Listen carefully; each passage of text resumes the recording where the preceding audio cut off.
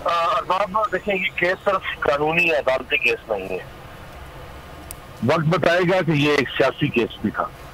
सियासी केस से मुराद ये कि इस केस के की बहुत ज्यादा पॉलिटिकल रिपरकशंस है और पॉलिटिकल रिपरकशंस होगी।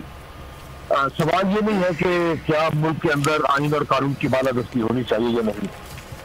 सवाल ये भी नहीं है कि क्या इमरान खान या कोई भी और शख्स, कोई भी पाकिस्तानी वो आइन और कानून से या रियासत से बाला तर हो सकता है या नहीं।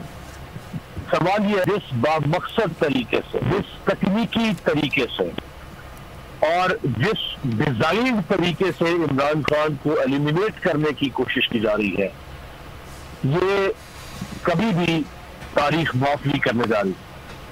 बाबर मान साहब आपके साथ थे, वो खुद जुल्फ़िकार अली भुट्टो का अदालती रेफरेंस लेकर सुप्रीम कोर्ट गए और वो केस आगे चल नहीं सका। काश के उसका फैसला आ जाता उस अदालती रेफरेंस का, और तारीख हमेशा हमेशा के तौर पर यह लिखती कि जुल्फ़िकार अली भुट्टो जैसे पॉपुलर मकबूल लीडर को, ये जो मकबूल की बात सुनिए कि मकबूल है तो फिर क्या होगा। ये कोई नहीं कह रहा कि अगर कोई मकबूल है तो उसको छोड़ दो।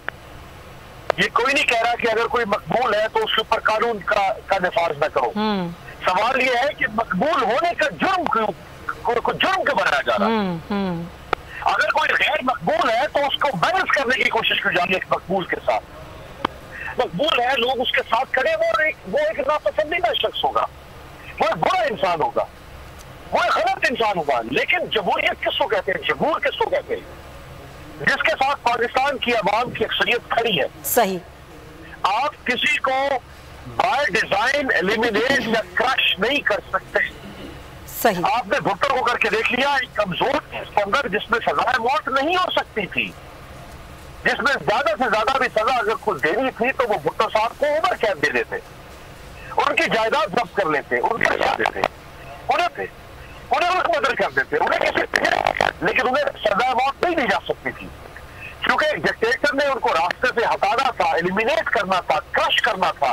उस डिक्टेटर ने एक अदालती केस को उठा के और टेक्निकल ग्राउंड के ऊपर उसको सजा मौत दिलवाई। आज जो ये एक केस नहीं है, एक पूरा एनवायरमेंट है जो पिछले 4.5 माह से चला रहा है। जी अमीर अब्बास, अगर मदीने में हुनरबाजी होती है तो उसको तौहीने मस्जिद नबी में डाल दिया जाता है।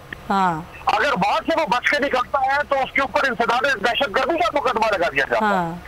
अगर वहां से वो गद्दारी डाल दी जाती है, वो गद्दारी से बच के निकला है तो उसमें तौहीने। आप सही कह रहे हैं, केस दर केस हैं, लेकिन ये वो वक्त नहीं है ना जो भुट्टो का वक्त था। ये एक मुख्तलिफ वक्त है, यहाँ सोशल मीडिया है और सोशल मीडिया बड़ा पावरफुल है, कोई चीज़ रुक नहीं पाती है। अमीर अब्बास, आपका पॉइंट आया, क्योंकि मैं आपको सॉरी टू कट यू, क्योंकि फैसल चौधरी साहब बहुत देर से हमारे साथ हैं, माहिर कानून है, उनकी ज़रा कानूनी राय ले लेते हैं, फिर दोबारा आपकी जानिब आएंगे। फैसल साहब, आप क्या समझते हैं? ज़ाहिर मुशावरत तो हो रही होगी, फिर आपने आज के फैसले को कैसे देखा, जिससे बाबर अवान साहब कह रहे हैं कि एक स्टेज है और अगली स्टेज दूसरी होगी। अब ये स्टेज